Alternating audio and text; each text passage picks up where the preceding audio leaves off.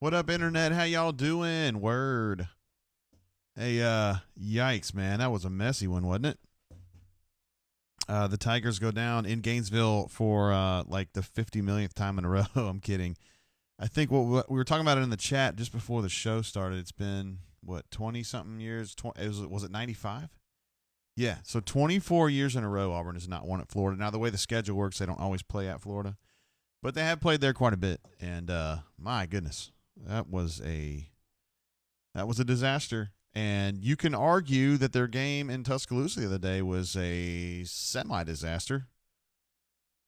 Today was a little weird. The final score obviously is bad, 22.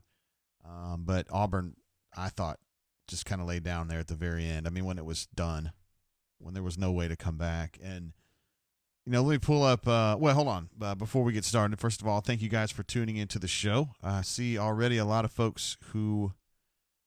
Yeah, I know. TD says I'm interrupting BP on the radio. I know I got started a little early today. Sorry about that. I was ready to go, so we're going to go.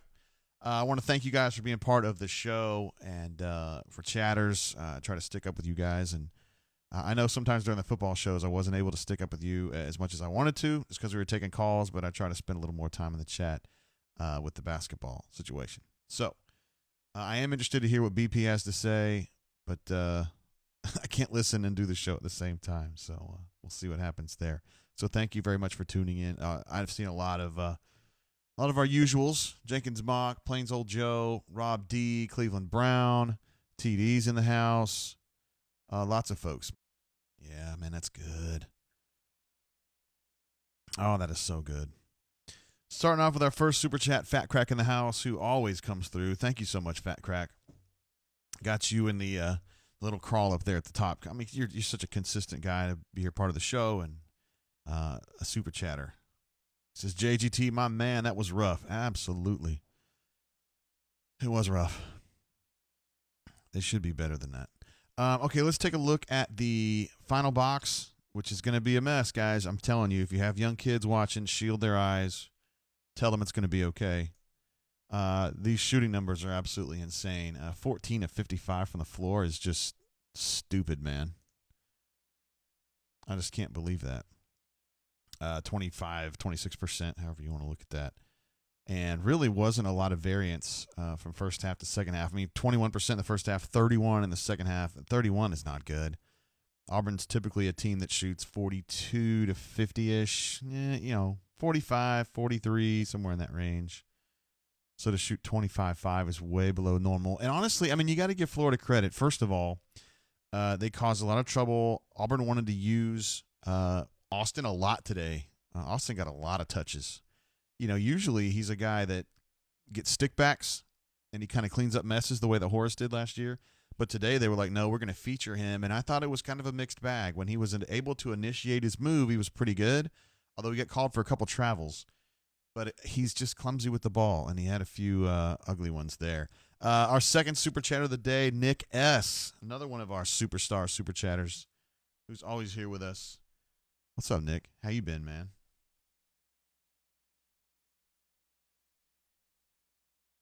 Thank you very much for your support of the show here, bro. I'm looking forward to drinking a few with you. I don't know if you've had this Old Forester 1910 that I'm drinking. I bet you have, considering what you do for a living, but it is delicious. This is probably my favorite. This is my favorite Old Forester of that. I can't remember what they call this, like Distillers Row version, or they have some name for this. This little group where they have the old fine whiskey, the bottled and bond, the original, and then the Prohib style. This is my favorite of the group. It's so good. I was reading about this a little bit. So they distill this, and then they take it out, and they put it into another barrel to finish it for 9 months, and they char this barrel to the point of incineration. So it's double barreled, and you can see, I don't know if it replicates well on the video, but it's a very dark looking bourbon. It's particularly for Old Forester because they're usually a little lighter. It's so dark, and it's because it's been in that charred barrel. But it doesn't taste particularly oaky to me. It just tastes good. All right, let's talk a little bit more basketball. I love my whiskey, and you may too. You guys, I know you all feel the same way too. So it's a pretty sordid situation here. I thought that Samir was bad again. He goes 3 of 12 from the floor. Really didn't do anything else. No, that there had been a change made at power forward. So Ant gets the start. Purifoy comes in off the bench. But if you look at it, the numbers are about the same as they normally are. Purifoy gets 29 minutes. Ant gets 19. And I think you saw, we talked on the show last week. I'm sorry, the last game. A lot of folks were like, why don't they play Ant and Wiley together? That gives you a lot to kind of go on the front line. The problem is that Ant can't, and that's why I said in the show, Ant can't defend traditional fours. He's just not that guy. He's better off defending traditional or stretch fives. And yeah, well, you saw today when he was having to defend fours, which in this case was Noah Locke. Omar Payne. Yeah, it really wasn't working out. And Ant's not there to be a defender. Ant is he's a good pick and pop guy for a stretch four, and he is pretty good in transition, and he's a good off-ball shot swatter. So kind of a backside, help side rim protector. He's not a primary defender. He's not particularly quick. He's not particularly agile. And he's not a guy who can go back to the basket. So he's, you kind of have to put him in certain situations. I think with Blackshear being out there, and he's a real pain in the ass, I think they just thought they'd be able to find some way to help a little bit more with him at 4 instead of 5. And I didn't think Ant played very well. Austin, I thought, was pretty good for him. But, again, a little clumsy with the ball. Got into some foul trouble, although I thought 2 of the fouls were bullshit. And otherwise, he was okay. I wouldn't give him bad numbers. Jamal was just kind of stinky, but didn't do much. Didn't play much. D'Angelo was not very good. Al was okay, but he only played 11 minutes. I think 4 rebounds for him is pretty good. And then Cambridge, I thought he came in there, his first shift, I guess you could say, in that first half. I thought he was helping. I thought he brought some energy. He scored a bucket. He got a turnover, and then he just kind of started sucking, and they just didn't even play him anymore. So in general, just a weak performance from Auburn on the scoring end. Honestly, I thought defensively they were okay. They gave way there late. I think Florida scored on its final 5 possessions, and Auburn went blank on its last 7 or 8. So it makes the score look a little worse than it was. It was probably 60-ish to 47 is what it could have been right there. And you give up 69 to Florida, even with some late collapses. And defensively, you're okay. I mean, I think defensively they were fine. It's just scoring end was a disaster, and it never got better. It went from disastrous to merely poor, and then it went back to disastrous. And there's a reason for it. We talked about it the last couple of shows that I didn't think the guard play was as good as it should have been. I mean, Javon, I've said before, I think he's getting overexposed a little bit as a point guard, as a full-time point guard. And Samir, I believe in Samir, but he's in a funk right now, and things just aren't working for him. I don't think he's ever meant to be the number 1 scorer when times are tough.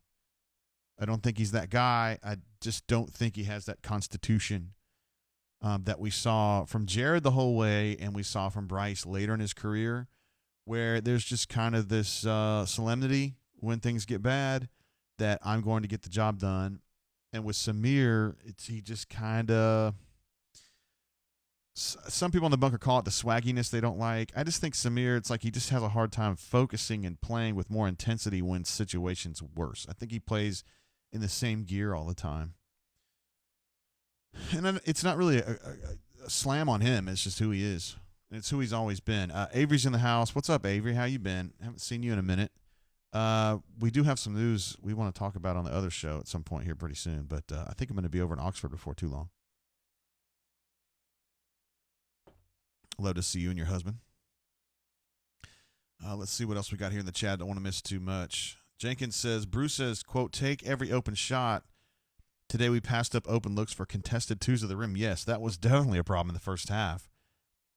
A couple of those were almost laughable, like wide open shots, and they were trying to go to the hole, and yeah, I didn't really get that. It was surprising to me. We got another super chat in the house, and it's a guy I know well, Scotty P. Appreciate you, bro. Someone who's been around for a minute or 2. Actually, it's been more like a decade. Well, Scotty P, thank you. A bunker luminary. Says, boy, the guard play has been awful. Gotta be better. Yes, we did a little question and answer thread on the bunker yesterday, and somebody asked what I thought the ceiling for this team was. And I said Elite Eight was the best case scenario because I just didn't think they had the guard play to get further. Because to really to thrive when it comes into March and April, you've got to have great guard play. And I just don't think Auburn's had great guard play this year, and it's getting worse. They can get better. You know, Javon generally is a pretty steady guy. He's never going to be a featured player. I know he was against St. Louis, but that's a weird one. Samir's got to be the featured player. Isaac's got to be the featured player. The pressure's on them, and they've got to get it done. There's really no other option. There was someone on the bunker today that was like, I advocate putting Samir on the second team, and I'm like, well, who's going to play shooting guard? Like, there's only two on the entire roster right now, Samir and Jamal. That's it. Isaac's not a shooting guard. Cameron's is not a shooting guard. Turbo, they're going to probably end up making him a shooting guard, but he's not there. They don't want to play him right now. They don't trust him with the ball in his hands against the elite defenses. So, there's really nothing else to go with here. And, I mean, I think Samir's worth it. He's just in a funk right now. You guys got to understand that. These players get in funk sometimes.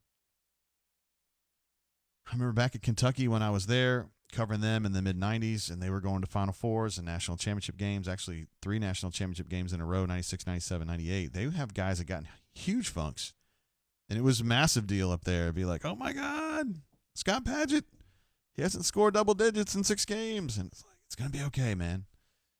It's going to be all right. You just got to have some other people pick it up.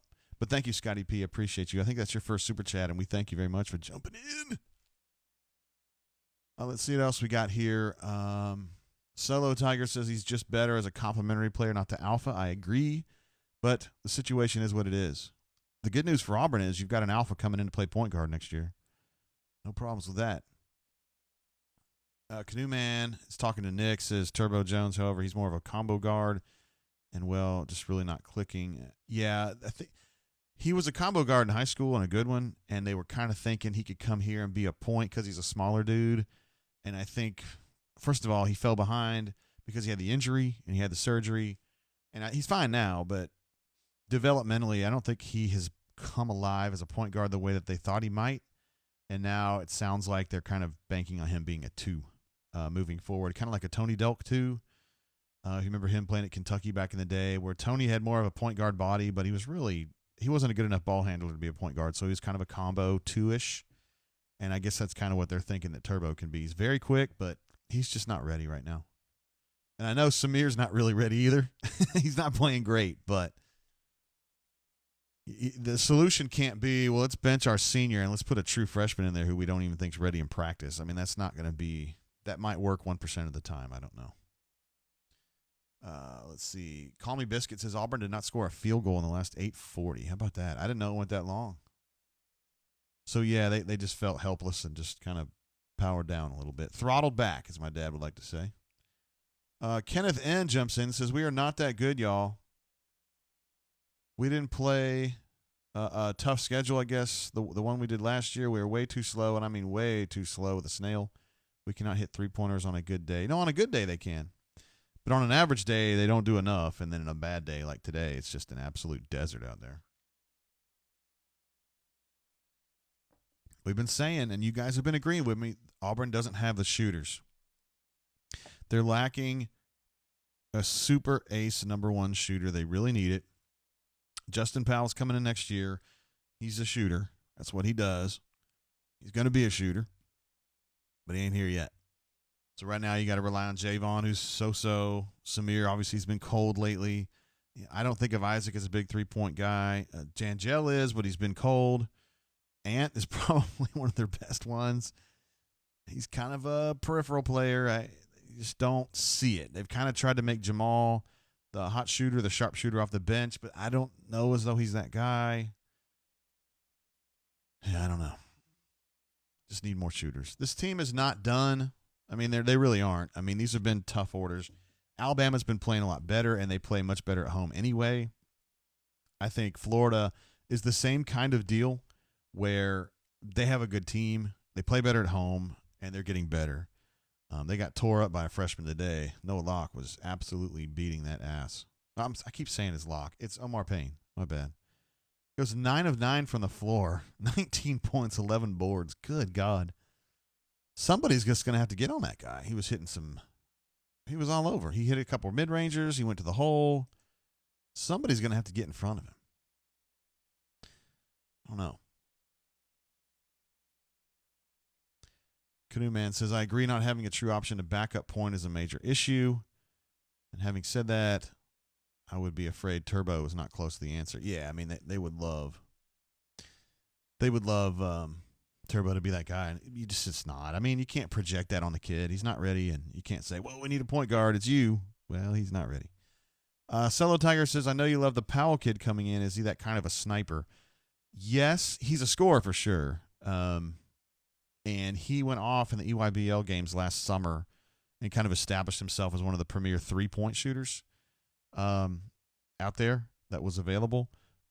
And that's kind of what BP and his staff were thinking when they really went after him and got him, that he could be the kind of player that could solve this problem where you just kick the ball out to him and he's going to give you 2 or 3 threes and it's going to spread that defense out and it's going to make things easier for Ant, for Austin, for D'Angelo, and maybe even Cambridge and Al to operate inside of, let's say, 15 feet. Canoe Man says, does Scotty Pullman have any eligibility left? God, I wish. I talked to Scotty. It's probably been 4 or 5 years ago now. He was at a game. I was like, Scotty P! That he's exactly the kind of kid Auburn needs right now. Although I wonder a little bit now, the game's gotten faster and quicker, I think, since he was in his prime, which would have been like, 99 or 2000. He was kind of a defensive liability then. I think he'd be a real liability now, but he still could hit a down shot, definitely. Get him in the corner, and it was money. Stu Pup jumps in with another super chat. Stu Pup is like, seriously, every single show, you've got like 2 or 3 of them, and I thank you very much, sir. I know the last one, you dropped one and took off because you were so pissed off. I get it, man. Stu Pup says, lack of shooters plus guards who are below average facilitators equals ragged offense. Yeah, it was certainly ragged. And if you were watching the broadcast, which I know a lot of you guys were, BP was absolutely hounding the hell out of Javon today. Just killing him. And it's the same argument they've been having for the last 2 months, which is you need to run the shit that I ask you to run. I mean, if we're running open or if you guys are getting out in transition, you're fine. But if I'm calling 2 down or I'm calling 3 down or I'm calling head tap, we've got to run it. And it is your responsibility as the point guard to run the call. If they screw it up or if it doesn't work right, that's on them, and I'll single them out. But you're the administrator of this offense, and when I call it 2 down, you run it, and you set them up to run it, and you get it done. That is your job. And I just don't know if Javon does that enough. These are the same fights that we used to see years ago when BP had Casey Ross Miller as his point guard. It's probably been 4 or 5 years ago. They'd run stuff for Casey and also for Kareem Canny, and it just wouldn't get communicated. And I think it was because of the time that KC he'd spent his whole career just kind of being an undisciplined point guard where I'll just do whatever the hell I'm going to do. And we know Kareem was that guy. Jared brought a lot more presence of mind to that, mindfulness of what they're trying to run versus what the situation dictated. But Jared's a special player, and Javon's a step down from that. So, I don't know. Anthony Rudd says, got to find shooters, JG. Absolutely. They need some. They need somebody to shoot. And ain't nobody shooting today. 4 of 23 from 3 is absolutely unacceptable. Samir, 2 of 7. D'Angelo, 1 of 6. Samir's shots to me were just kind of mediocre today. I thought D'Angelo's were pretty good. I mean, in general, I would say their shot quality was pretty good today. You know? I mean, I give Florida a lot of credit for rebounding like maniacs, and they were very quick to get hands on balls and stuff, but I thought Auburn's shot quality was about average, and instead their percentage was way below average. Scotty P says, how has Javon not received that message? First of all, that's a great question, and it's a question I've asked a few coaches at Auburn during the past month or so. And, you know, I don't know. there isn't a great answer, and one of them told me if I had an answer to that or had a solution to that, it would have been implemented already. We'd be doing it already. I just think sometimes players, when they come up through the ranks, they're just not used.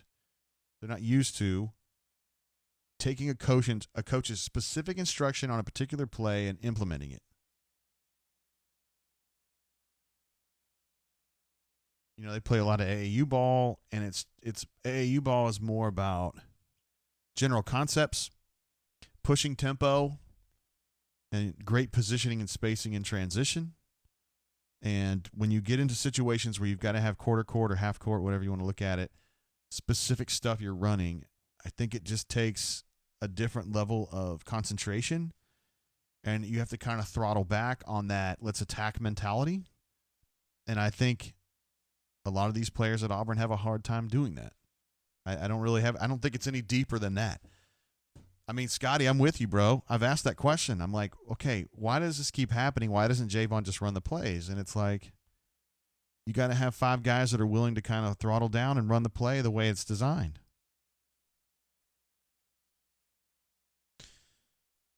Anyway, we got another super chat from Fat Crack. Appreciate you, bro. Another one. Always coming through. He said, JGT, what do you think Bruce tells the boys today? I'm pretty sure I know exactly what he's going to tell them. You guys stunk again. We kept trying to run shit, and you didn't run it. I'm cussing out Javon 15 times. You guys have to know that that's happening, and it's because of you guys also not doing anything to help. That's what I think he's telling him. And he's telling him if you're going to be undisciplined pricks and do the stuff you did against Alabama and Florida, then we're going to go 8-8 in the league, and we're going to sweat it out if we're going to get in the NCAA tournament. Is that who you think you are? Is that who you think you should be? If it is, fine, guys. We'll just keep doing it. Because I don't care. I've got a long contract, and I'll just wait it out until I can sign some kids to come in here and run the stuff that I want to run. But I'm the guy who got to the Final Four. I'm the guy who's gotten to the NCAA tournament 7 times. Maybe you should listen to what I have to say about it instead of your ass who's a sophomore in college. I bet that's what he's telling him. I've heard him do it. And that's kind of the message that he gives them. He used to go round and round and round with Bryce for years. Bryce didn't really click until midway through his junior year. Simeon, oh my God. He used to go at it with Simeon. Canny, those were epic battles. I think he just gave up on KC. It was just like, nothing I could do about this one. So anyway, I think some folks in the chat are getting a little bit upset here because there's somebody on here called Chuck Person. Says brain drain on the big screen, looking good. Not that there's anything wrong with that. And then Canoe Man says, "Screw you, Chuck Person." Everybody's mad. It sucks, man. I know everybody's like Final Four, team's undefeated, 15-0, everything's great. And BMAT, among everybody else, and I think Jay Lee, too, on the Rundown Tuesday was like, guys, seriously, it's going to be rough. They predicted, I think, that Auburn was going to lose both of these games. I thought they would go 1-1, and as I recall, young Nate thought they would go 1-1. I thought they would beat Florida. I thought they would lose at Alabama and beat Florida. I did not anticipate them shooting 25% in Gainesville, although I should have known because I've been covering Auburn 22 years now, and I've never seen Auburn beat Florida, at Florida. Never seen it. Harrison H says, have to find a way to speed the game up, bring more pressure on defense in the full court, need easier buckets, steals in backcourt would help with that. Yes. Auburn generally plays with pretty good tempo. They had some good looks today. They missed a couple, I would say they missed, probably 5 layups. And Austin missed probably 3 or 4 shots inside of 3 feet. Transition was not a big part of the game today. See, fast break points were 6 for Auburn, 8 for Florida, so that's just kind of meh.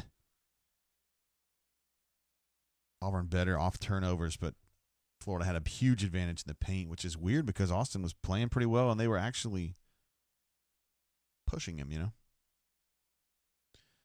The Canoe Man says, hopefully no one else pulls a Canty. Nah, I don't see. I mean, listen, man, I kind of liked Kareem Canty. I knew what he was. I knew what he was the whole time, but I liked him because you want a point guard who's really, really confident. He got selfish there a little bit. I don't see like Javon's not that guy at all. And Samir's not that guy. I don't know Sharif well enough. I mean, Sharif obviously is a really, really serious talent, so we'll just have to see what he's like. But his reputation on the AAU circuit is a guy who facilitates. So, Canny wasn't a facilitator ever. Canny was a give him the ball and let him do work. And plus, man, you had a bad TJ Dunnins was a problem there too. You had TJ was in that locker room, and he wanted shots. Kareem wanted shots, and it was a disaster. You don't have that. I don't think you have that problem now. You got so many veteran guys that are just chill. I mean, Ant's he's gonna quell any disputes. Austin's not a fighter. Jamal's not a fighter. Okoro's not a fighter. I think Samir will get chippy with people, but he's not really a fighter. Javon's a facilitator, so I don't think you're gonna lose the locker room the way they lost it 3 or 4 years ago. Let's see what else we got here. Didi says, come next year, we will not have one in Gainesville in a quarter of a century. I wonder if they'll talk about that on the show next year, on the broadcast next year. Probably not. Damon K says, if this was Gus pulling this mess, all hell would break loose. I understand Bruce has some good will, but this week is not a good look. Agree completely. Not good. I think we kind of saw trouble coming because the guard play has not been very good. Let's take a look at something else here. This is Auburn's Ken Palm profile. Not updated with the Florida loss yet, but you can kind of in your mind put kind of like that red line down there through the Florida game. So they're playing really well up here up top.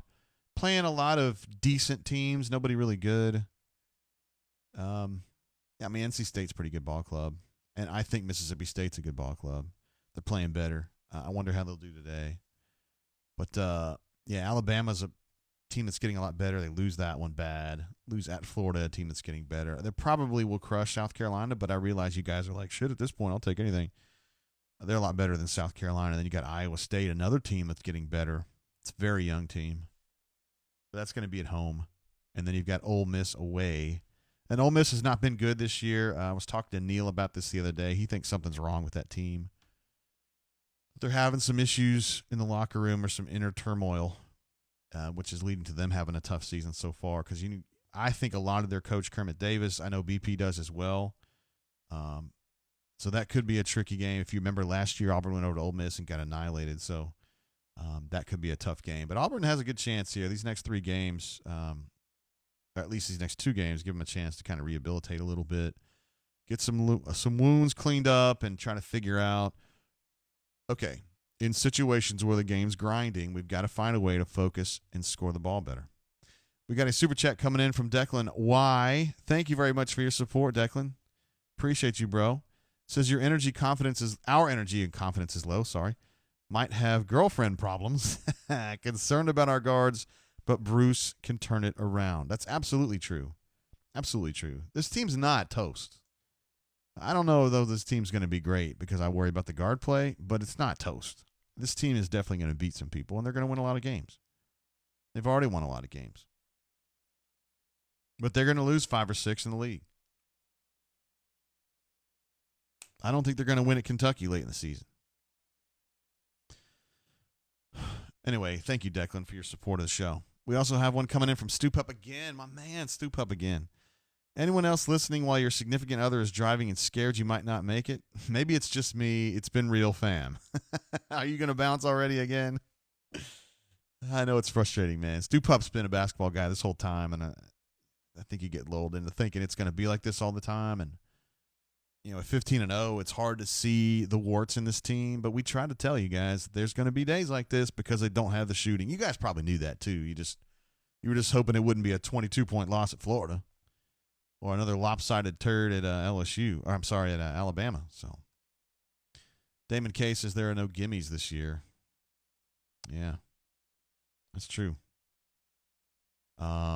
Solo Tiger also notes that Frank Martin at South Carolina is generally very good against Bruce Pearl.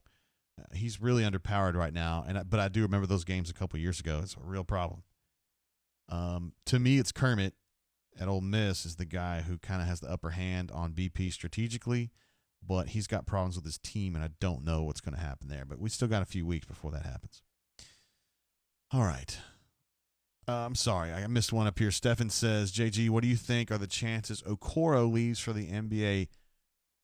We were looking this up the other day. It looked like he was kind of trending up as far as NBA goes.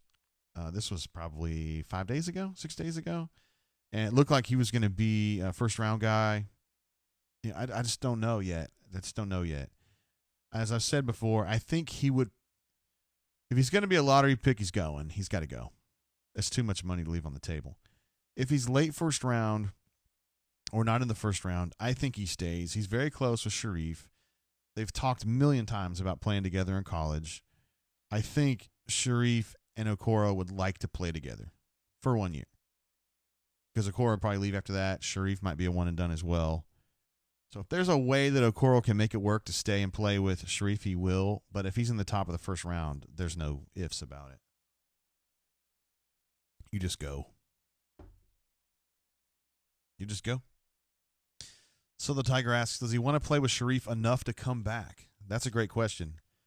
You know, I think it's about guaranteed money versus playing with your best friend. I just think we still have too much time to go. We still got a good, 15 games left this season, maybe more. So there's still a lot to be written. I'm going to go ahead and fire up the phone line. If any of you guys want to call in, it'll be my pleasure to take your call. Yeah.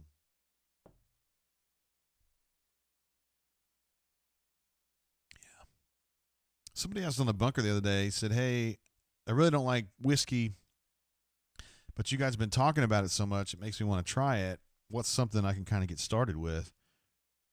And I had been drinking this Old Fine whiskey at the time, and I actually think this is a great starter bourbon. I really do. It's just nice. All right, we got our first call coming in. Let's take this bad boy. What's up, caller? How you doing?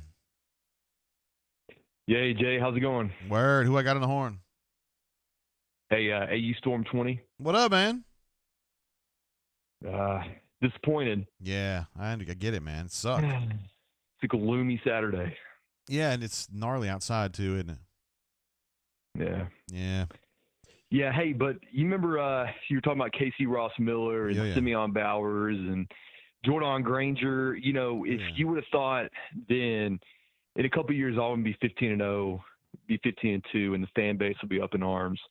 I mean, just when you were talking about that, I was like, man, just thinking about that and how excited we were about going 4-13 in the league and, going a little run in this SEC tournament. Now here we are. It's crazy. Yeah, after they've come a long way, we're man.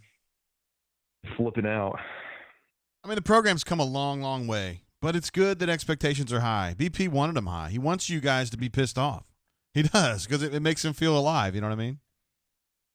Yeah, I mean, I agree. It's crazy, and I think we're still getting used to the fact that the season is a long season. And as we learned last year, like we could go in huge waves of playing so well and then not playing well and then getting hot at the right time. Like you said earlier, we're just in a little bit of a rut. And I still think this team is good enough to be good and to win games that we should win,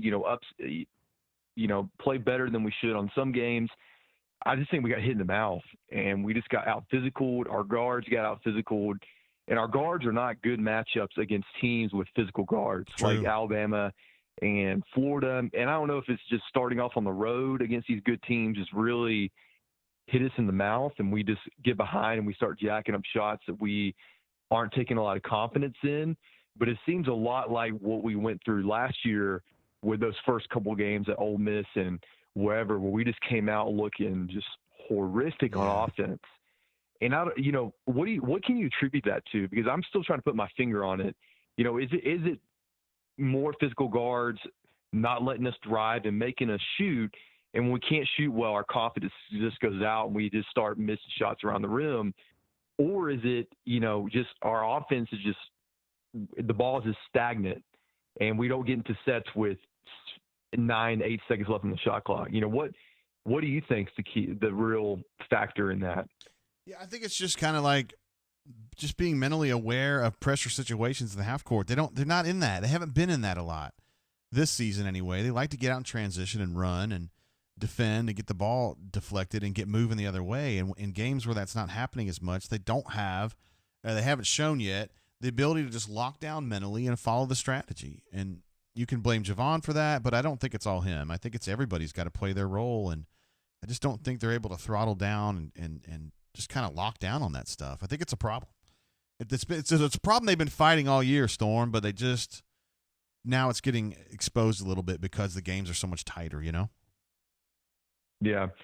I think I was disappointed in the fact that we really got exposed at Alabama, and you think this team would come in a little bit more locked in, a lot of seniors, focusing, throughout the week and getting better, and you just come out and do that. I think that's what's most frustrating for fans to see that, and the expectation, I guess. Maybe we had a little bit more expectation than that, but just to see the seniors come out there like Samir and Javon and D'Angelo, when things don't go to their way, they really just aren't mentally locked in, and they shrug their shoulders, and it's frustrating. Are they expecting to come in these games and just give a little bit of effort and come out with a W? Yeah. I don't. They got to get a better mindset than that. But that's what's been most frustrating these past couple of games. Now, the good thing is, you come back to the jungle next week against South Carolina, who they can't score either. So, that's right. If you're a betting man, the under is beautiful for you on that game. But it's that seems like a game that we can get kind of back on track, and you never know. But the season's long, and I think that's what's a key factor to this too. You think about last year, though, when things get gnarly last year, you've got Jared, who was always the same guy. At that point in his career, Bryce was calm and could operate when he's behind and not freak out. Chuma was on his own planet anyway, and he didn't get affected by pressure situations. He just didn't give a shit. I don't know as though they have those guys that just continue to operate no matter the situation. I feel like Austin kind of can, but he's a peripheral player. Anthony gets kind of carried away. Samir definitely gets carried away. I feel like Javon gets carried away, and then you got Isaac and D'Angelo, who are pretty standard, but they're also kind of number two guys, You just need those leaders that don't get freaked out and get panicky, and they don't have it right now. Well, I also, too, I remember when Bruce first came to Auburn and we got Kareem Canty, he at one point said, when that shot clock gets low and we don't have it all set, just get it to the guy's hand and let him make a play. And that always seemed to be the case with Kareem. That always seemed to be the case with Jared, with those guys who can make plays. And like you said, when that shot clock gets low, Javon can't get to the rack like he could last year. Samir has a hard time creating a shot. And when he does, half the time it doesn't go in. And other than that, Isaac doesn't seem to have that killer mentality, either, or they're just not running sets to him in those scenarios. So are they still going to continue to do that throughout the whole year? And are we going to continue to see this until something clicks? I don't know. It's uncharted territory for this team. Yeah. And like you said, we just have been getting exposed in that, and who can step up in the situations. That's what's concerning moving forward. I think you just got to wait for it to click, man. I mean, sometimes teams, you keep waiting and they get to the end of the season, it never clicks. You just got to hope it clicks for this team. I still think they can fix this thing. They're pretty good at the end of the shot clock. Let's say in possessions where there's less than 5 seconds on the shot clock, they're still pretty good at that. It's just that, I don't know, their finishing today was an absolute atrocity. It really was. Terrible. That was probably the most I've ever seen a ball go in and out in a game. It just felt like every time it shot, it was like in and out, in and out, in and out. But I think the one good news is everybody in the top 10 is losing today. Like Butler lost, West Virginia's getting killed. It's just been a weird season. So while our expectations were high and, it was nice being in the top 5 or 10, everybody's losing and everybody's going through slumps. So I guess that's the one bright spot in all this, is that there's still so many games left. They can turn around in an instance. Just do we have the guys who can do that? And that's going to be key here in these next couple of weeks. Yeah. So got to find a way, man. appreciate the call. Enjoy the show, and we'll holler at you later. All right. Appreciate you, Storm. Glad to have Storm on the show. Emerging is one of our really good basketball take guys. That's good stuff. Very, very balanced and rational. I like that. Let's see. Canoe Man. Yeah, I had your name misspelled, and I also had some weird. Yeah. Anyway, got you straightened out. Appreciate that. TD says Ken Palm has us at 27 right now. Ken Palm was always low. That matrix is always low. I think Auburn at the highest was like 12 or 13 in Ken Palm. So take that as for what it's worth. And Auburn's still got some wins ahead. Believe me, it's just got to get some stuff straightened out. And you got to move on. This is where BP makes his money. Okay, he's a great recruiter. He's a great marketer and a promoter. Yes, he's also very good, and he's got some really good coaches with Chad and Burgo in particular, and Stephen Pearl. They'll work on some stuff. They'll take a look at these games and they'll figure some shit out about where they need to get better, and they're gonna put together a solution. Is it the kind of solution where everything works immediate as soon as it gets implemented? Probably not, but it's going to be little by little, and someone's just going to have to get the awareness to be the clutch performer when the pressure's on. They got to have one. I mean, Samir loves talking that he's the man, and now he's just got to show it. Canoe Man with a super chat. Thank you very much. Now with your name spelled correctly in the super chat crawl. He says, please take down the score. It's depressing. I can't take it down at the moment. I'll tell you what, man. You know what? Since you're Canoe Man and you can do these things, I'm going to go ahead. I will take that score off for you. Let's see if I can actually do that. Hold on. It's just going to take me a second, and I'll just leave it blank. Oh, no. I've got something even better I can put right here. Hold on. I know this is scintillating video. I just want to, I'm making up a little graphic here just for Canoe Man.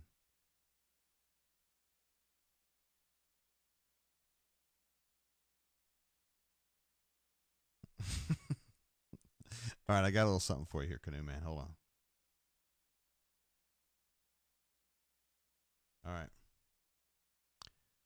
Let me get this set up. It should pop through here in just a second. All right. There you go, Canoe Man. It just says, Canoe Man, no score. We have omitted the score.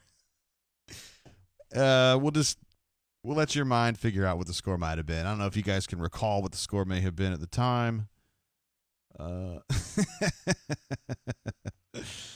Whatever you guys think happened, we'll pretend like it just, whatever. We can devise our own narrative on that. Mr. BMAT texted and said he is ready to talk. So I want to add Mr. BMAT in here. We got a call coming in from the 850. Hold on just a second. I got to get BMAT on the horn, and I get his take on what he saw today.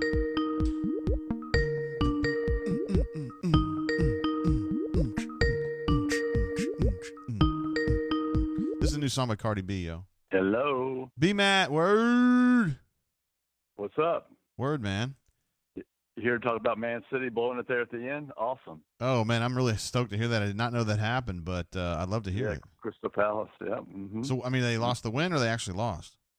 No, they got a tie, so they lost 2 points. Damn. Anyway. The Auburn Tigers are kind of messy in Gainesville today, B-Matt. I don't know if you know that.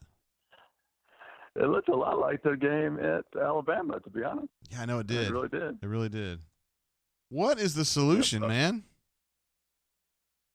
I don't know, because I felt all season this team was not a great outside shooting team. The only player I think can be a great shooter is D'Angelo Purifoy, and is wildly inconsistent. And, Isaac Okoro, I think he'll be a good shooter, but he's still in the developmental stage. And, Samir and Javon are just really struggling from the guard position. I think that's really holding the team back. They're not playing well, they're not shooting well, and they're not getting other players involved very well, and they're not finishing well when they drive into the lane and get to the rim. So those two guys really need to pick it up. And I still think they're capable of playing much better than they are. Certainly Samir is. Yeah, for sure. So I think that the solution is those guys just playing a little bit better, and executing better. Yeah, we've been talking about it. And this is kind of my theory, B. Matt. Tell me what you think about it. But last year you had guys you could rely on, Jared, Bryce, and and Achuma, who I just didn't think got rattled. Like when the pressure was on. I mean, early in his career, Bryce did, but at that point in his career, he didn't. Jared was ice cold all the time, and Chuma was ice cold all the time. And I think it really helps to have guys like that when the pressure's on. I look at this team now, and to me, maybe you could say Austin's kind of a low-pressure guy, doesn't really get affected by it, and maybe Okoro. But Javon, I think, gets caught up in the moment. Samir gets caught up in the moment. Jamal gets caught up in the moment. Ant gets caught up in the moment, and I think you just get swept away mentally. Yeah, and you saw that in the second half, definitely. I mean, Florida went on that 20-1 run. Yeah. Auburn didn't have a field goal the final 8.5 minutes of the game. I mean, that's bad right there. And that is sort of losing it. And Florida just went off with a three-point shooting. But, I think one of the keys to this is Javon because I don't think Turbo's ready. Just from the bits and pieces I've seen him, I just don't think he's ready to be a playmaker. Now, maybe he can come in and find a way to add some more shooting, maybe. Maybe. But I think Javon McCormick really needs to pick it up. He needs to be a little more consistent in his outside shooting, and he needs to be more of a playmaker. He had that one game where he had, 14, 15, 16 assists, whatever it was. Mm-hmm. But he hasn't really done anything like that in quite a while now. In fact, I think, I looked it up post-game, and he's averaging just 2.8 assists in 5 SEC games, and that's not going to get it from a point guard position. It just seems like he doesn't get quite enough first-step quickness to get around some of these SEC defenders. It makes it hard to get assists, It does. It does. And, sometimes he'll get the ball inside to somebody and, Auburn missed a lot of points in the paint or opportunities for easy buckets that cuts down those assists too. But I just think, and Pearl, sort of talked about after the game, that it's the guard play right now. The playmakers have got to start making plays for themselves and for their teammates. Yeah, what was Pearl's attitude kind of after the game? I mean, I was thinking he would be really frustrated, man. He was giving him hell on the court. You could tell during the game. Was he solemn or was he pissed off? You could sense some frustration. He didn't go off, but you could sense that, the things he's been telling this team they need to work on, their offensive execution, their positioning and stuff, they're just not responding to it right now. So I think he's a little frustrated with that. And I would expect between now and Wednesday's game against South Carolina, who I don't care what their record is, they're going to come in and be one of the most physical and tough defensive teams Auburn will face, which is not really good for the way Auburn's playing right now. They're really going to drive that home, offensive execution. I think that's going to be the big thing he works on this week. Yeah, I don't know. I mean, I still think this team's got a chance to be pretty good, B-Man. I mean, they are pretty good. It's just that guard play's got to be better. It's just got to be better. Yeah, you've got to have great guard play to make runs, in tournaments. So that's where I think Auburn probably will fall short. NCAA tournament time, SEC tournament time. But you're right. This team can play better. Samir can absolutely play better. Javon can play better. He's not going to be a superstar, but he can play better. So, yeah, this team can still compete in the SEC and be in the top half of the league and get a decent seed and, make a little noise. But I just don't see this team guard play not quite good enough, explosive enough, I think is a good word, to be a Final Four contender. Yeah, I feel the same way. And I've been giving you credit on the show before you came on, B-Matt, that when we did the podcast on Tuesday, you were saying, I think they're going to lose both of these games. I thought they would go 1-1, but touche to you, bro. No, actually, that was Jeffrey. I said they're going to beat Alabama and lose to Florida. Oh, shit, my bad. Sorry, guys. Jeffrey said they're going to lose both of them. I don't remember. Nate may have said the opposite of me. They lose to Alabama and beat Florida. So I don't remember exactly what he said. Yeah, but I had them going 1-1 this week. I really thought that all the little talk about Alabama might fire up Auburn to go in there and sort of take care of business. They did not. No. And I think Alabama and now Florida has exposed, some things with Auburn's guard play. So that's something I'll have to adjust to. Another thing Pearl mentioned was, and I didn't quite understand it 100%, but he was talking about how teams were defending them and weren't able to drive down the middle of the lane. Teams were able to, draw charges and Pro feels like he's drawing contact, but the refs weren't calling it, so we got to find a different way to attack. So I'm going to look more into that, and we'll talk to him more about that this week and see if we can come up with a little bit more specific about that. But it all comes down to me offensively. I think Auburn defensively is still playing pretty good. Some of the folks on the chat would like to see a Russell BMAT because Russell BMAT is the best BMAT. So what can I do to get you angry? Yeah, that's not happening with basketball right now. This team is still 15-2 and 3-2 in the conference. You think Gus is overpaid? I watched enough basketball to know the teams can look bad a week here, a week there, or 2 weeks there, and bounce back. Auburn last year looked bad for long stretches of the season, and I can't remember talking in January or maybe it was early February that this team wasn't guaranteed a spot in the tournament. So let's not overreact here. You think Gus is overpaid, Brian? Yes. You think Stephen Leith screwed up with that buyout? I was thinking about making a joke about how Gus has really done a great job helping out Bruce the offense, but I think that would go over very well. But yes, I can talk about football, and no. Micromanaging his assistants and all the crazy stuff going on there. But this is not the appropriate time, I guess. Hey, I did a an Ask All Questions thread yesterday, and a couple people were asking some baseball stuff. Did you have a chance to get in there and answer them? I did answer those. Okay, sweet, those cool. questions. Yeah, there was some pretty specific Horn. shit. People are forgetting about Bailey Horn. So I'll remind them of Bailey Horn. Had a great finish to the season and was really good in the fall. He's going to be a starting pitcher this year and could be a real difference maker for Auburn, along with Tanner Burns and Jack Owen. You think this team's going to be good? Yeah, baseball is going to be good. More pitching depth, a lot of experience coming back along with that depth. Some really exciting newcomers coming in that pitching staff, and I have a feeling, they've got a bunch of guys back with a lot of experience in the lineup, and I'd expect some guys like Stephen Williams and Rankin Woley and some other guys really to step up and have seasons. Sweet. Appreciate the baseball vine, B-Matt. Oh, yeah. All right, bro. You behave yourself out there, and, do what you can to ruin City, all right? All right, we'll do. All right, bro. See ya. Bye. There's Sir B. Matt.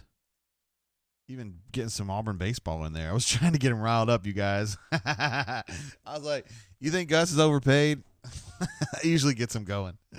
He wouldn't have it today. He's in a happy mood. So, the Canoe Man says, does B-Matt think the Astros did anything wrong? I'm going to have to talk about that on the other show I do with Neil McCready, the G-Pit show. We're going to have to talk about the Astros. And I don't know, man. Like, it just seems to me like this is really overblown. I cannot believe that 3 managers have lost their job over this. I mean, it's cheating, yes.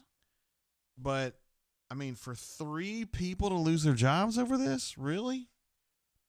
For the Astros coach who didn't even want this shit to go on. For the Red Sox coach who was a bench coach of the Astros who probably was pretty instrumental in it, but that was 2 years ago. And then Carlos Beltran, who was basically like trying to get other people to get in on it so he could raise his batting average. Like, I don't know, man. I don't know. But that's baseball. That's MLB. That's way out of my range. I don't have any experts there. And Canoe Man still no score. We've taken the score off because Canoe Man didn't want to talk about it anymore. And I understand where you're coming from. We got a call coming in from the 850. Hey, caller, how you doing? Welcome to the show. Hey, JG, this is WDE Boom. How are you doing today? Hey, what up, man? How you been? Yeah, man, doing pretty well. Made the trip over to Gainesville from Jacksonville today, so no kidding. Back now. What was that like, man? Just the atmosphere there and seeing the Tigers get punched around a little bit. Man, I tell you what, it was a pretty good atmosphere inside, but it's absolutely frustrating to watch that kind of performance there. There's a couple things I want to hit on, especially in-game moments, really what I thought were absolute backbreakers for us. That first half sequence when D'Angelo had the 3 from the corner, went halfway down and out, and then they come back down and make the 3 on the other end, and then we throw the ball away on offense. Yuck. And then Samir, stepped up in the second half there when you made those 2 threes back-to-back. We cut it to 6, and then they go on a 4-0 run, and you felt like that was pretty much the backbreaker right there. Yeah, I mean, I don't know. Just shooting-wise, they just weren't there tonight, man. I don't know. Yeah, absolutely. And like we talked about, hit the nail on the head. We've got to get better guard play. Like we talked about last year, we could always rely on Jared and Bryce down the stretch to kind of make those plays. And somewhere down the line, Javon and Samir are going to have to pull it out and come up with those plays themselves. I just feel like, I don't know. Did you see? I mean, you could probably closer to the action than I was, honestly, to be able to see what the players were doing. I mean, did you sense that they were getting really anxious about things, getting frustrated on the sidelines? I could definitely tell that. Yeah, absolutely. The guys that were sitting on the bench, especially, I think the one that stuck out to me was when Anthony was at the line and missed the front end of the 1-and-1. Mm-hmm. From there, that was almost just everybody on the bench just got totally dejected. Yeah. And anytime they would drive to the hole and miss it at the rim, just didn't see that fire and fight to get back quickly on defense, like we normally do from Auburn if they're playing at home. But we'll see what happens, man. Just frustrating to lay an egg like that back-to-back games. Really thought after the Alabama game we'd come down here and put up a better fight. Mm-hmm. I did too. I mean, I thought they were going to win this game, but when you're shooting 25%, boom, I mean, you're going to do what you're going to do, That's right. Last thing I'll say is this. Something I was saying when we were 3-4-0, we've got to get off to better starts. We are just we're in a first 10-minute funk right now as a team. We talked about the guard play, but overall, we can't start these games only scoring 5-7 points in the first 10 minutes, especially when we go on the road in the SEC play. But anyway, JG, good to talk to you, and I'll take it off the air. Appreciate it, Boom. See you, bro. See you, man. All right, Boom coming in. First time I think he's been on the show. There was something really funny in here. Paul West says 32 points without free throws, uglier than JG's prom date. That was funny, man. I had to say something during that call. I was about to laugh out loud, but I didn't want to be disrespectful to Boom. But that was funny as hell, dude. Jenkins, man, how am I gonna get you these digits, bro? Are you on the? Jenkins wants to jump on the show, which I'm totally cool with. But can you get it on the bunker? I left the number on the bunker. You may not be a subscriber though. Let me see if I can send you a. Well, I'll tell you what. I'll just put the number up here. I don't care. I'm sending this number to you, bro, for you guys.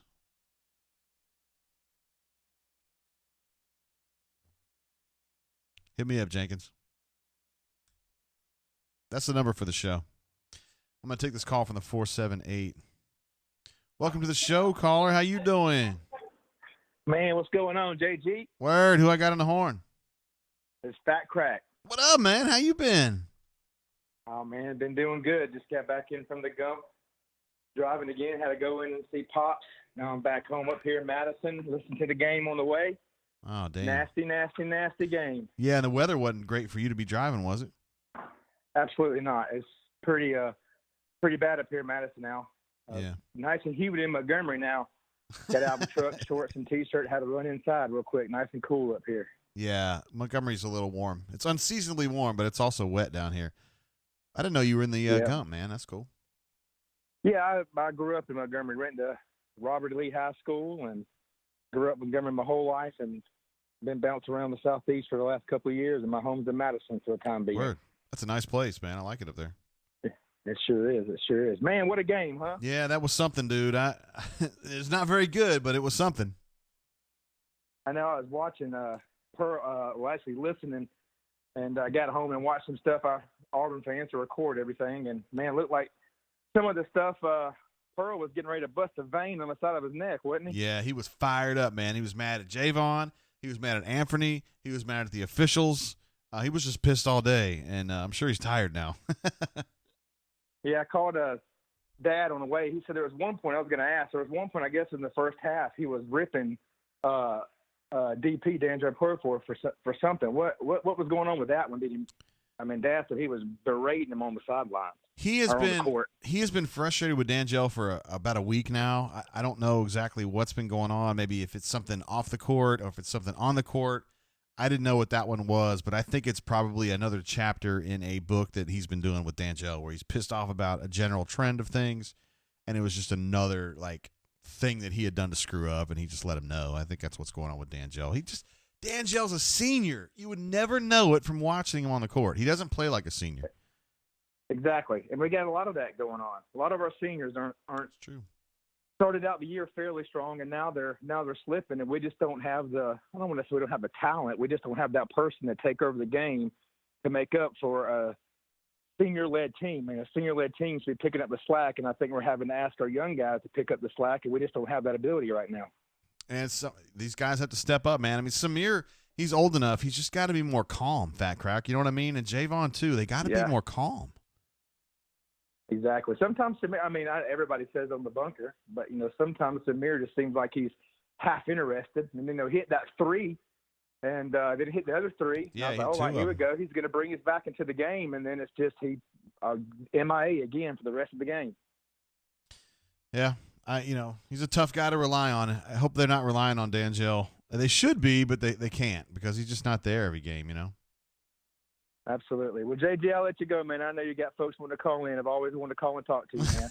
I appreciate you, man. You're always there for us. You're always in the chat. You're a super chatter. We can suck, but it's okay. The brain drain's coming, man. Absolutely, sir. Call in next time, too. All right, see you, bro. Yes, sir. There's Fat Crack, one of our all-timers. I have some things I got to do here. Canoe Man drops one, another super chat. Canoe Man's the man. Score redacted. I went ahead and changed that again just so it made more sense to people who maybe weren't familiar with what was going on. Thank you for the super chat. Also, one to J-Rob earlier, who dropped one when I was on the horn with B-Matt. He says, what did I just watch? I hope that was not a reference to me being on the brain drain and it was the Auburn Tigers pooping the court in Gainesville. But, J-Rob, thank you very much for that super chat, bro. Got one coming in from 904. Hey, caller, how you doing? Welcome to the show. Hey, you got Jenkins here. What up, man? Hey, how you doing? Oh, everything about the offense today, just terrible. I mean, gosh, pitiful, JG. Yeah, it was bad. It was bad. Hey, I want to thank you for jumping on the show, man. You've been a big-time chatter for us here lately. Dude, loving it. I mean, like I said, senior year right now, all in on the Auburn family. Everything sports made the run. Actually, me and three of my buddies drove to Kansas City last year, watched the UNC dub, watched the Kentucky dub, and then I made the trip to Virginia with my dad. So since then, I mean, if you told me 4 years ago my best chance of winning the championship was going to be Auburn basketball, I know. this is including my Jacksonville Jaguars, my Magic, and my Braves. I mean, I was what the hell? But, I mean, 25% from the field today, I understand, because our shot looks today were awful. I mean, one of the first things, like Bruce tells these guys, I know, is when you get double teamed in the key, you got to dish to the open shooter. Yeah. And the open shooter was there all day, and we were just taking these terrible looks when the open shooter was there on the kickout. It was killing me, JG. Well, I mean, you could see they were passing up the threes and trying to take twos. It was weird. I know what you're mentioning. You're mentioning the guys that were wide open on the perimeter, and they weren't kicking it out. I don't know what was going on. And we couldn't get to the free throw line either. It was awful. I mean, and when we did, we shot pretty well there. I think over 70%. Yeah. First half, they were 10 of 10, but second half, you're right, didn't get to the line nearly enough. And Ant misses, as I think it was Boone mentioned earlier, Ant misses that front end of a one-on-one. It was just like, damn, ouch. But I want to see Isaac shoot more with no hesitation. I mean, he's got to get more comfortable. I mean, that's how we got to get back in the game when we're down 12-0 with 6 minutes left. We got to take those open looks on three. Even if it's only there for a second, we can't hesitate. Yeah. But I appreciate it, JG. Thank you. First call. I'll be listening. Love you, man. All right, bro. See you, Jenkins. Peace. See ya. Jenkins Mock, one of our newer super chatters and chatters in general, jumped in, I want to say like maybe 4 shows ago, and said that he had just kind of stumbled upon it on YouTube, and we're glad to have him. We got some new super chats coming in. Canoe Man, of course, I mentioned, had the score redacted. Thank you very much for your support. Love the Cats jumps in. We haven't seen him around these parts in a couple weeks. He says, at a trade show, sorry, haven't been able to listen. It's all right, man. We've been disparaging you in your absence. It's kind of what we do.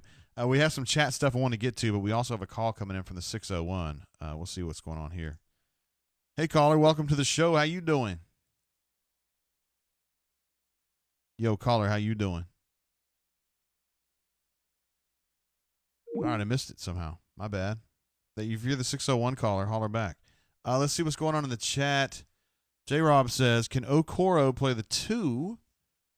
Maybe D'Angelo play the 3. Would that give Isaac more space to operate? An interesting idea.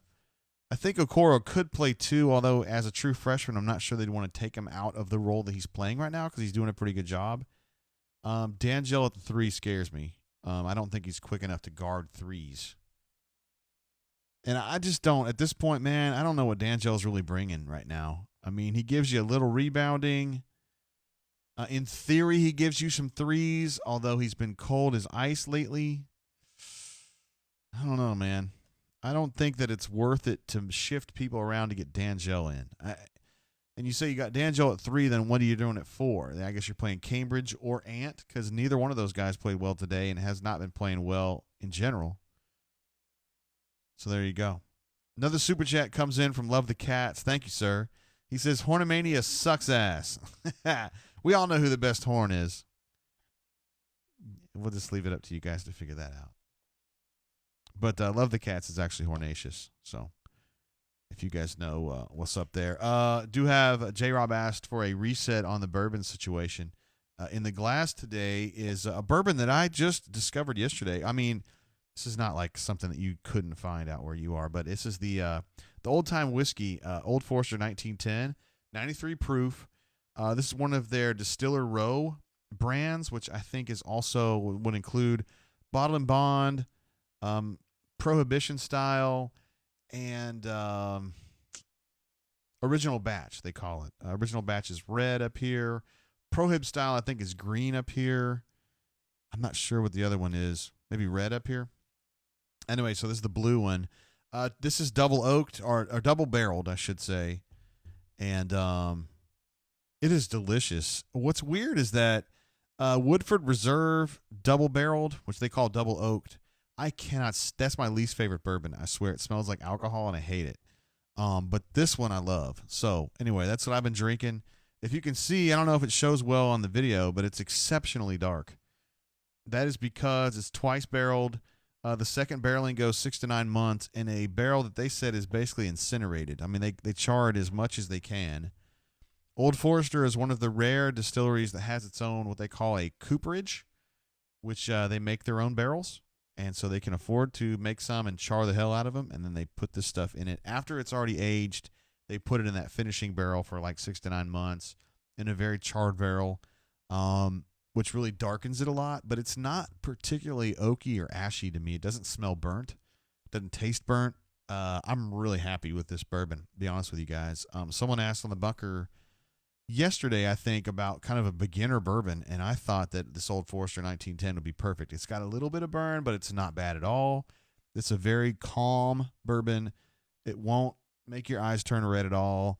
I think it's kind of buttery on the first hit, and it has a very gentle, smooth burn all the way through. I just can't say enough good stuff about this. It's not so hot that it'll be like, damn, it's 100, like that old granddad that I drank, 114. It's a little hot. Also, Fat Crack jumps in with another super chat. Fat Crack is seriously, I mean, unbelievable, dude. Thank you very much for your support, and thank you for calling in, bro. He says, thanks for taking my call, JGT. You are the man. No, you are the man. Fat Crack again, one of our Hall of Famers here on the show. That's so awesome, man. So many of our super chat studs have been a big part of the show today. Canoe Man's been chatting it up. Jacobs Bonk called in. Fat Crack called in. Stu Pup in the house again.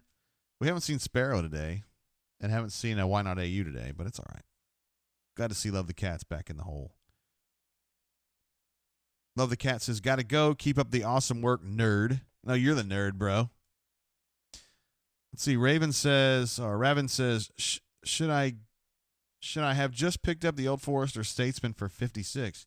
Absolutely, man. Listen, I mean, I'm not paid by them or anything like that, but Old Forester to me, whether it's these 3, whatever they call these, the Distiller Row, they all look kind of like this. They're just a slightly different color. Sorry, guys. This one's blue. They have a red, a green, and there's one more. These are all good too, but the Statesman to me is like right along with these. That's a delicious bourbon, and I don't think you could. I don't think you're going wrong there at all. No, that's what the price is. I personally, no, you're good. I think you should just enjoy that bottle and drink the hell out of it. That's what I think you got to do. Canoe Man says, JGT, could you give us your thoughts on Burgo? That's a very specific question, but yes, I'd be happy to do so. He's talking about Mike Burgomaster, who is I'm not sure what his official title is at Auburn. If you guys are experts on the bench, if you guys have watched a lot of games and been like, that guy sits there, that guy sits there, that guy sits there, Burgo is always the first guy on the bench. Kind of a bigger dude, has short hair. He's kind of like special assistant to Pearl, and his role is, at least as best I can judge, is he's like he's a strategy expert. So he's the guy that like dives into video, dives into analytics, comes up with a lot of different ideas about here's what's working, here's what's not working, here's some shit that we ought to consider doing.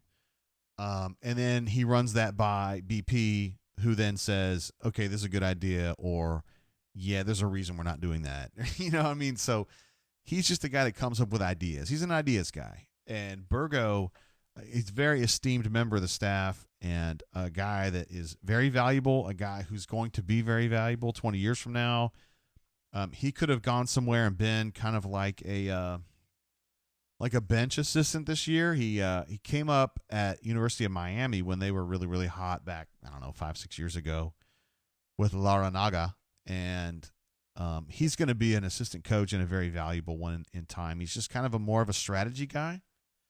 And I love talking with Burgo myself, because if I'm trying to learn about basketball strategy or personnel strategy, he's a great guy to talk to. So I guarantee you, if you ever asked BP about Burgo straight up, he would just gush about the guy because he's a very valuable member of the staff. So also on the bench, you'd have Burgo as the first guy, Chad's always the second guy, Steven's always the third guy, and then Wes is always the fourth coach. But Wes usually sits down a little bit, and then Ira's past him, which is kind of how they always set it up. J-Rob jokes, hope Burgo is not the main shooting coach. Pink slip coming. No, that's not Burgo's game. Burgo's a scouting and strategy guy.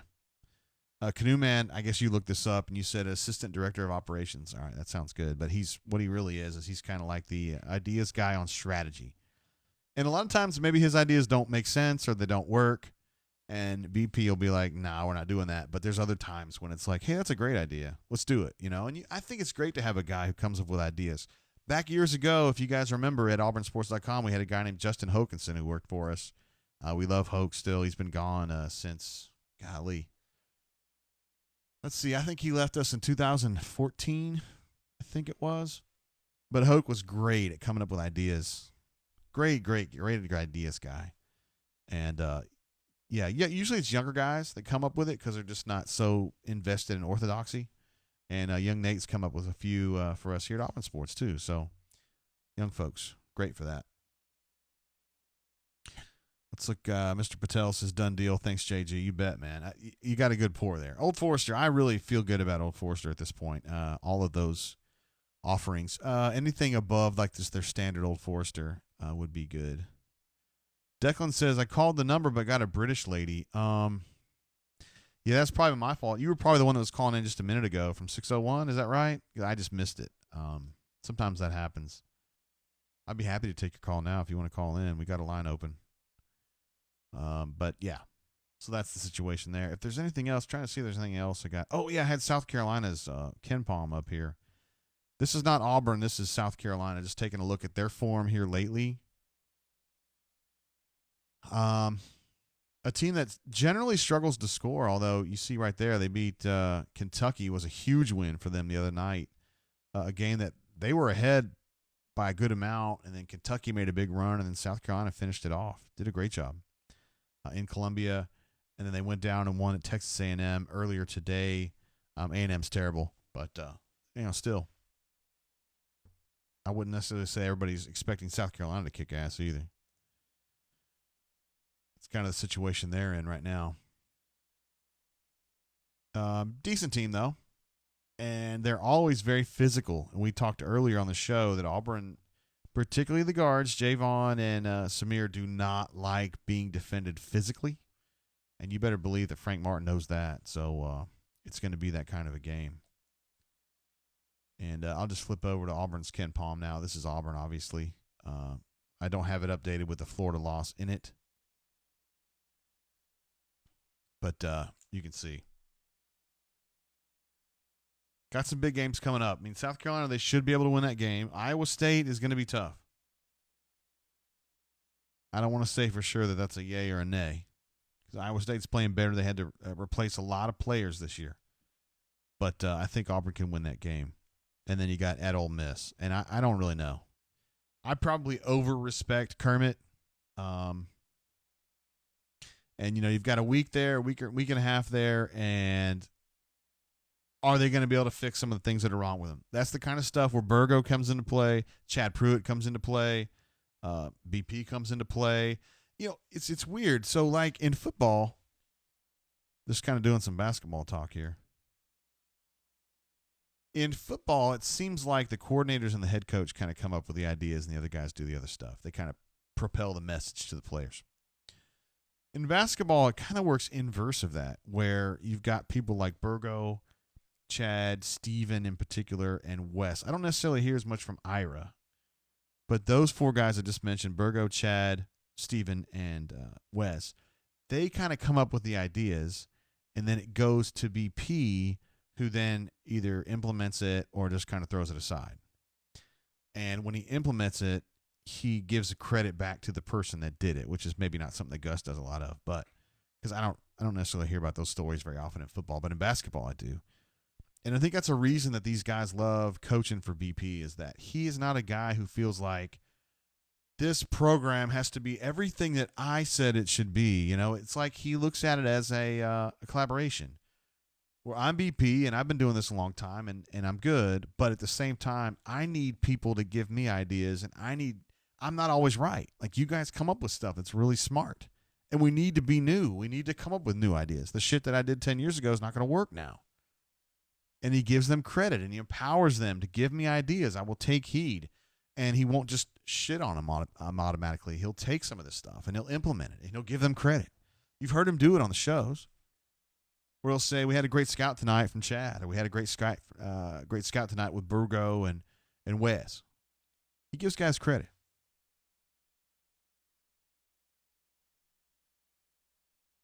TD says Iowa State is listed on Ken Palm as a B game. Yeah, I know. It's kind of bullshit, isn't it? 58. I think you got to be under 50 at home for it to be a quad one, or what they consider an A game. So maybe if Iowa State continues winning, that'll be okay. Canoe Man jokes that Iowa State game should be named the Stephen Leith Bowl. Stephen Leith. Came from Iowa State to Auburn as the university president with a background in crashing planes. And then he came and he gave Malzahn a crazy buyout. Here we go.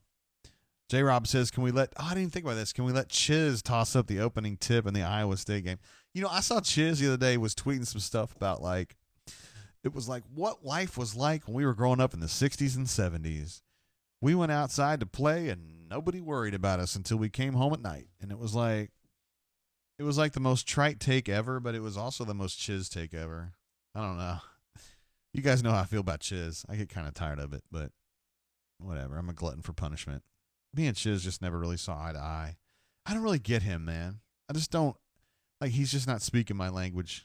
I'm just not in the Chiz world, I guess. I remember I used to go back and forth with Jack Smith about this. Jack was Auburn's, what would you call Jack Smith, guys? Jack was like their PR guy, consultant. Jack unfortunately died a couple years ago, which sucks, and I'm still kind of get messed up thinking about it sometimes because I like Jack. But anyway, it was always like Jack and Chiz, and I don't know, man. I don't know. Just never really got it. J-Rob says Chiz can wear the AU can wear the AU shacket. May get us out of the funk. He's talking about that dang it was like a pleather jacket that he used to wear. Yeah, Chiz is fashion. I'm not a fashionista myself, but Chiz with the not plaid, the paisley. He loved the paisleys and he loved the pleather. It's not my thing, man. Canoe Man says those are some words of chisdom. Yeah, he loves this shit, doesn't he? He like the hashtag chisdom. Let me take the most trite take ever, and then I'm going to put Chisholm on it, and then you guys are going to love it. That's basically what he does. It's all right, though, man. I like his wife, though. And honestly, I look at it this way. If I think Chiz is a goob or whatever, but he's married to someone that I think is a really high-quality, interesting individual, then I think that I'm like, okay, maybe I have him wrong, right? Because Jana's cool. I like Jana. Now, I like Christy better. I think Christy's an all-timer. And I got to give Gus credit for that because Christy's awesome. I've told Christy this. My wife agrees with me. I told this of Christy in her house. Because I tell my wife all the time, be like, Christy's awesome, seriously. And she'd be like, because she kind of watches Auburn from 10,000 feet. And she's like, oh, it seems like Gus, screws stuff up a lot. And I'm just like, nah, but listen, man, he is kind of weird, but he's married to a really cool chick. His wife's really cool. And she'd be like, yeah, whatever. So then she met Christy last summer, and she was like, oh, no, Christy is really awesome. I was like, I told you guys. Damon says, stop being an energy vampire, Jay. J-Rob says, energy vampires got a hold of this basketball team. That's another one of Chiz's, right? Energy vampires. I'm glad that little phrase went away. We haven't heard much of that lately. You can take the boy out of Florida. However, you cannot take the Florida out of the boy. Talking about Chiz again. He's from Tampa area. And he never wanted the story to be told about his wife very much, though, because it was like a situation where I think Jana was his high school coach's daughter. Is that right? And, she was somewhat significantly younger than him. I don't remember what the specifics were of that. I remember asking him about that at the bowl game they had. The years get away from me completely, but it must have been 2011. And I asked him about it, and he was like, I don't want to talk about this, and got, the way he does. He gets kind of fussy about stuff. And then Fitzgerald, who they were playing Northwestern, Fitzgerald was like, hey, man, you want to hear about how I met my wife? And I was like, not really. I'm an Auburn writer. I don't really care, but that's cool. Let me hear your story.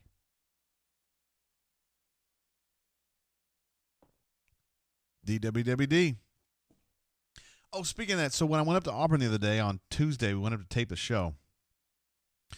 I was in a caravan of Clemson people that were coming back from the national championship game back to South Carolina, and I got right in the middle of them, and we were going 95. I was safe as a baby. I mean, if a cop had come along, they were going to get somebody in front of me or behind me. They're never going to get the person in the middle, so I was safe as a baby. But anyway, these fuckers had all their little Clemson, what do you call, magnets on their car or whatever, and one of them was this all-in thing, like you were joking about, J-Rob. Dude, Auburn was doing the all-in thing before Clemson even heard of it.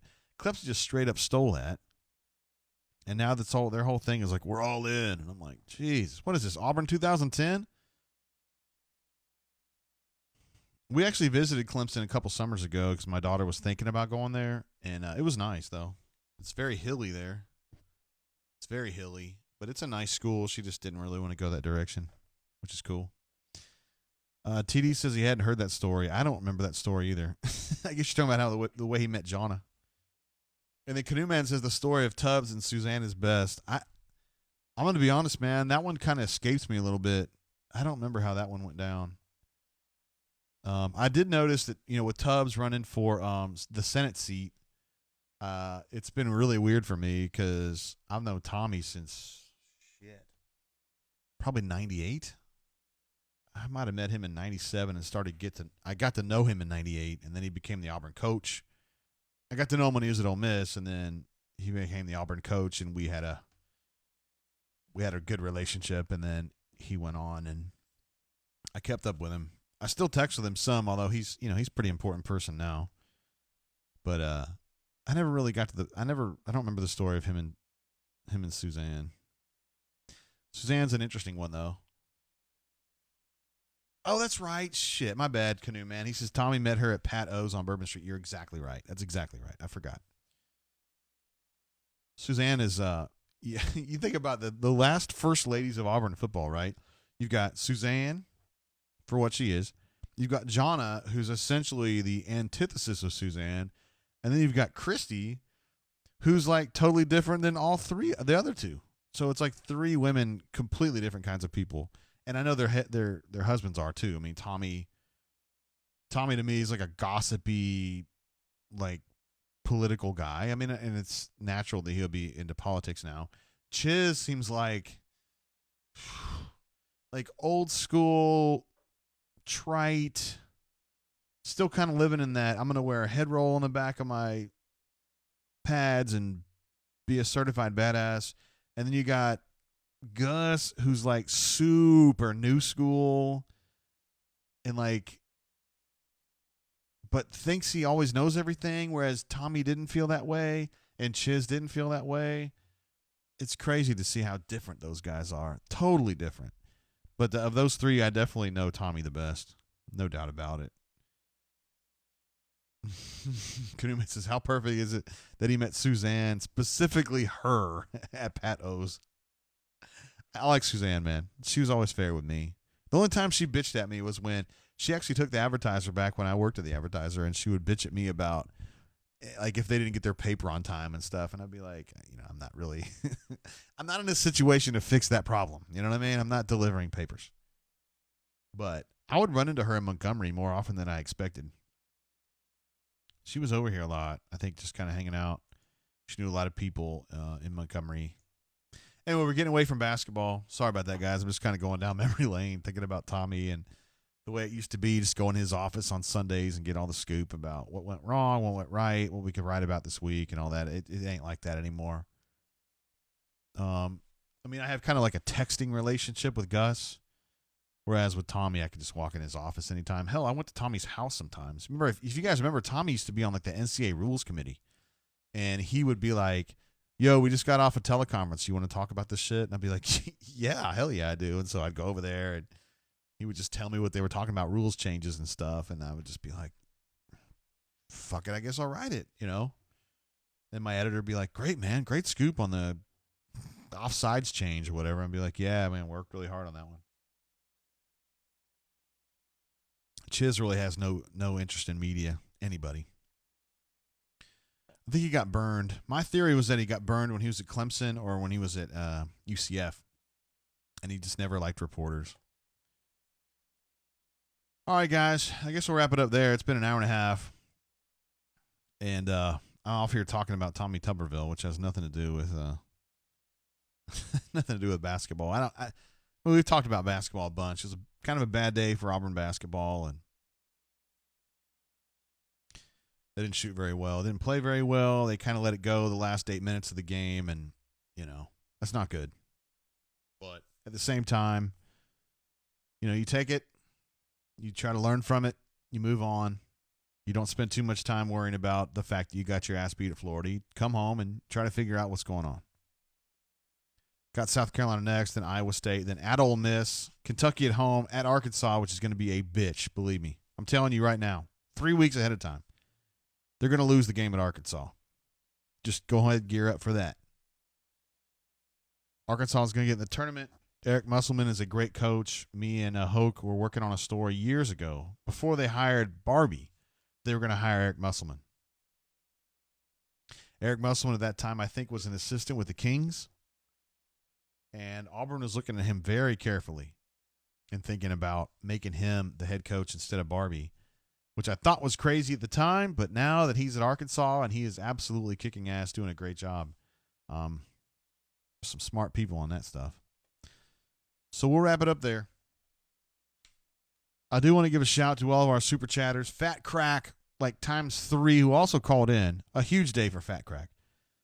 My man Nick S. Declan jumps in. Stoop Up. Scotty P. The Canoe Man, who I said was Canoe. I don't even know what I said. I just misspelled his name initially. The Canoe Man, J Rob, and Love the Cats. For show. You guys have been awesome. Thank you for your support of the stream and what we do here at auburnsports.com. Again, we'll be back with you guys. Next game's at 6 o'clock on Wednesday, so we'll do a show after that. It'll probably be 8 o'clock, something like that, Central Time. Looking forward to seeing you guys. If you're not a subscriber to auburnsports.com, you need to be. I'm not necessarily writing as much these days. I kind of focus on video and whatnot, but BMAT does an awesome job. Young Nate does an awesome job. And Jay Lee, what I love about Jay Lee on recruiting is he doesn't just inundate you with a bunch of bullshit that may or may not matter, a bunch of offers that Auburn may not even care about the kids. He just tells you what you need to know, man. There's been a big fuss, a big hubbub in the Twitter sphere today about Jay Hardy, the defensive lineman. VolQuest, our Tennessee site, got some information suggesting that he has already signed with Auburn, that he actually signed with Auburn in the early signing period like a month ago and has been keeping it under his hat. And I was alerted because their publisher, Brent, is obviously, he's one of the great publishers in our network, and he communicated with me to let me know what was going on there. And so that's the story. Jay immediately got on Twitter and said, I have not signed, which is what he told Jay Lee the other day. And he told Jay Lee, this is basically, he was shutting everything down, that he was 100% Auburn. He was not going to be listening to anybody else. So it's not surprising for you to hear that, hey, it looks like Jay Hardy's going to go to Auburn, but it would be surprising maybe to think that he's already signed and he's kind of kept this thing going a little bit longer than it should have. Yeah. Captain Eagle Flygood says, wait, Jay, I just logged on and was hoping to get your views on impeachment. Nah, not doing that, bro. Not playing. Oh, my goodness. My administrative assistant is here. She was at a lunch with a few coworkers. Is that fair to say? Yes, my wife is in the childcare business, so you guys are probably talking about regulations and rules and DHR and all that stuff, right? No, not really. Okay. Yeah. I was noting earlier, I should say, that the first ladies of Auburn football, the last three, have been very different kinds of women. Suzanne Tuberville is one kind of woman. Jonna Chiswick is another kind of woman. And then I know you're a huge fan of Christy. I'm a huge, massive fan of Christy. You obviously know why, right? Because she's an opinionated woman, right? I just think Christy Malzahn's one of my all-time favorites.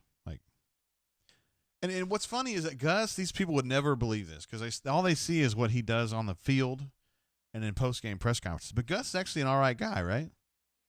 If it's not during the season and he's not all freaked out about we got to get ready for Florida, and you're just kind of chilling out with him, he's all right?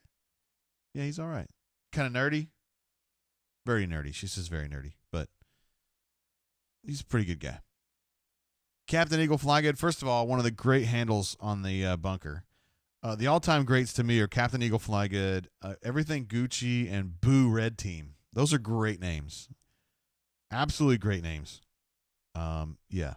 So, one of the great all-time names. Yeah, we're going to wrap it up here. Canoe Man actually jumped in earlier, Courtney, with a super chat and suggested that we redact the score because he was sick of looking at it. So I did it. Now the score has been changed. It now says Canoe Man, score redacted. We just took it down. We can just pretend that Auburn actually won the game or the Auburn won or lost by 2. It's a valiant fight. We'll just ignore the fact that they didn't hit a bucket in the last 8.5 minutes. It's no big deal. Canoe Man says it's interesting that JGT did not choose the term ladies. I said women. Subtle difference there, huh? Well, ladies would be women with class, and then women would just be women, right? And I'm just saying, you choose your words carefully, right? We used to, back on the field hockey field a few years ago, you'd always call out your team. You would say, let's go, ladies. And I just figured that was a colloquial term for just gals, Not that every girl on your team was an actual lady, right? Yeah. I mean, some girls on your team were ladies and maybe some weren't. Wait, what? Don't you dare say that. I'm not even going to say that word on the show. They're ladies. All right, guys, we're going to wrap it up. Captain Eagle Flygood says he's going to change his handle to Captain Gucci Flygood. Devault himself into the number 1 all-time spot. That's good stuff. LB Puppy jumps in. I haven't seen you. I think you just got on the show. I don't mind taking losses. My problem is we are never competitive. Other ranked teams go on the road and compete. Listen, man, I watched Duke play at Where was Duke playing? Clemson the other night, and they got their ass beat at Clemson. So, I mean, everybody has their tough days. And Auburn does too. And Auburn's going to need to get those guards playing better. Javon. Oh, here we go. Love the Cats. Jumping in with a late super chat. Says, Hornswoggle is terrible. Hornswoggle, the often forgotten third member of the Horn family. There's only actually two, but Hornswoggle's still right in there. Thank you, Love the Cats. All right, guys, we'll probably wrap it up then. Appreciate you guys being part of the show. I know we got some folks, TD, Canoe Man, who have been here the whole way. Solo Tiger's been here forever. Damon's been here forever. Who else we got? Declan's been here forever. Appreciate you guys being part of the show. Also, of course, our super chatters, Fat Crack, Nick S., Declan, Stoop Up, Scotty P., Canoe Man, J-Rob, and Love the Cats. Thank you guys so much for your support of the show. We'll check you out Wednesday night and also on the bunker, too. Till I see you again, keep your feet on the ground and keep reaching for the stars, guys. Be good. Peace.